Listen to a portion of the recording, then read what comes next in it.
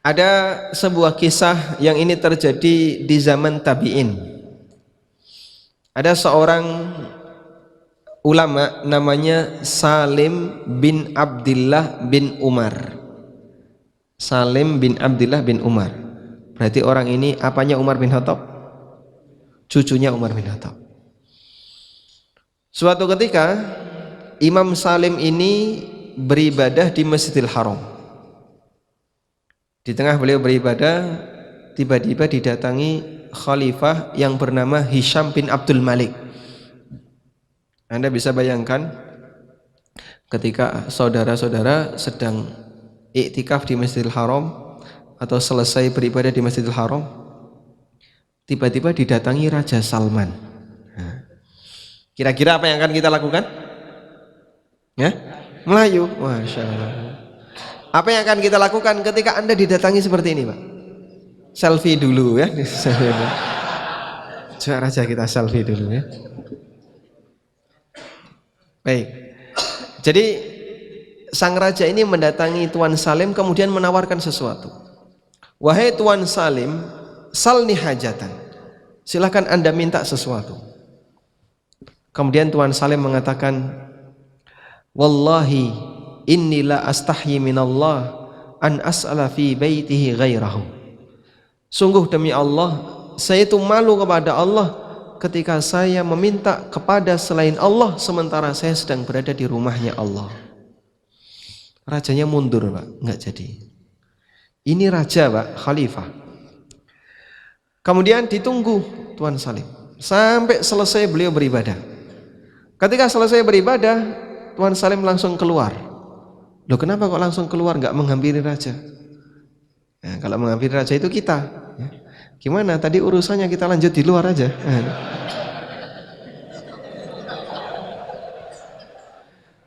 Sampai akhirnya sang raja ini mengejar Tuan Salim.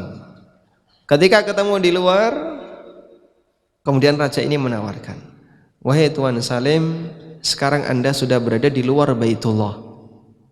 Salni hajatan, silahkan minta sesuatu. Lalu beliau tanya, min hawaijid dunya am hawaijil akhirah? Yang harus saya minta itu kebutuhan dunia atau kebutuhan akhirat? Beliau menjawab, min hawaijid dunya, tentu kebutuhan dunia. Saya enggak punya kebutuhan akhirat. Lalu Salim mengatakan, sungguh demi Allah, ama wallahi inni la as'alud dunya mimman yamlikuha fa kaifa as'aluhu mimman la yamlikuha. Sungguh demi Allah, saya itu enggak pernah minta dunia kepada Allah yang memiliki dunia.